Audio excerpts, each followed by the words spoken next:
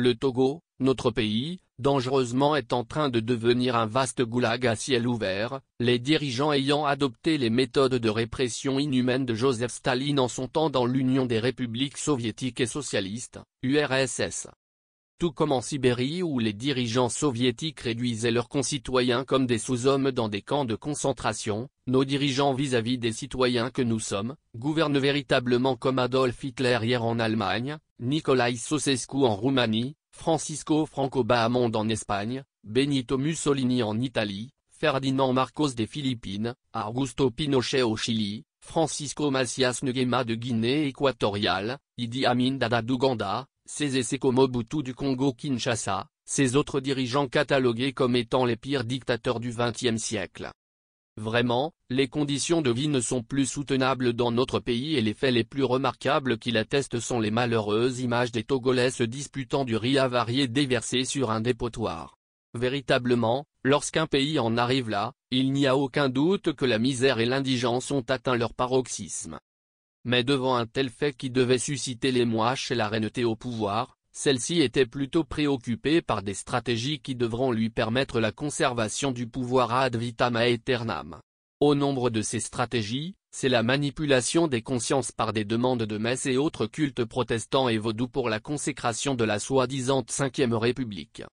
Vous voilà un pays où les dirigeants se lancent dans des opérations d'emprunt obligataire pour payer chaque mois le salaire des fonctionnaires, preuve que notre pays ne vit que sur et par des dettes qui enlisent toute possibilité de développement de la génération montante. Vous voilà un pays où le régime dirigeant monte et forme des groupes d'autodéfense, comme les nomme le chef de l'État, pour aller régler des comptes à ses opposants, brisant, fracassant tête, bras et jambes parce que des citoyens disent non à la manière dont ils sont gouvernés. Vous voilà un pays où les prisons sont pleines de citoyens qui ont un avis différent de celui des gouvernants, des prisonniers qui meurent dans leur geôle comme ce fut le cas dans les goulags russes ou dans les camps de concentration nazis. Vous voilà un pays, le Togo où tout manque. Les hôpitaux sont des mouroirs, des écoles de fortune qui s'écroulent sur les apprenants, des routes presque inexistantes, l'argent pour leur construction, envolé ou détourné à d'autres fins inavouables. Vous voilà des gens qui parlent volublement de démocratie, d'état de droit mais qui se fichent éperdument de la loi en imposant leur seul désir au peuple auquel ils doivent normalement se soumettre.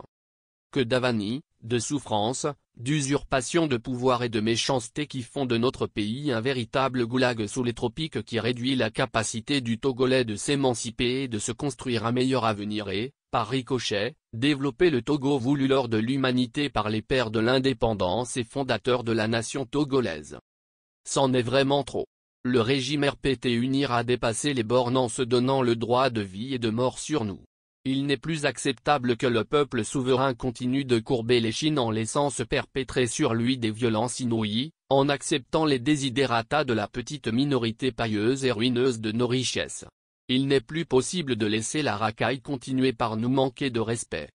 Notre pays n'en peut plus qu'on l'affame et que lors des joutes électorales, on vienne à lui donner un sachet de riz, de Gary et un pain de savon pour l'amener à voter ses bourreaux. Bien sûr que notre pays n'en peut plus qu'on lui impose une constitution bizarroïde qui n'a qu'un seul but, verrouiller la gouvernance politique de notre pays au seul profit du régime RPT UNIR qui excelle dans la pratique de l'apartheid et de la bantoustanisation de notre pays. Nous n'en pouvons plus de nous voir dirigés par des gens qui sont en rupture de banc avec la morale, des gens sans scrupules dont les hauts faits sont le vol, les assassinats et la déshumanisation de l'homme. C'en est bien trop que la caste de gens qui nous dirigent nous nargue au point de nous prendre comme des moins que rien. Bien évidemment que c'est révoltant que notre pays soit si utilisé par des gens qui n'ont aucun brin de fibre patriotique, aucun grain d'amour pour notre chère patrie où peut couler le lait et le miel si les nombreuses richesses dont Dieu le Créateur l'a doté sont bien gérées. Aussi, faudra-t-il que le peuple togolais se ressaisisse pour ne plus croire aux vendeurs d'illusions. De savoir dire non à ce régime de malheur du RPT UNIR qui régente la vie nationale depuis 61 ans. Bien sûr que notre pays ne se sortira jamais d'affaire que s'il se départit du mensonge et de la calomnie, toute valeur négative qui détruisent l'homme.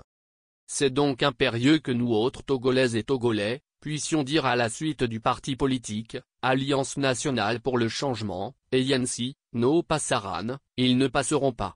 Mi malona o e.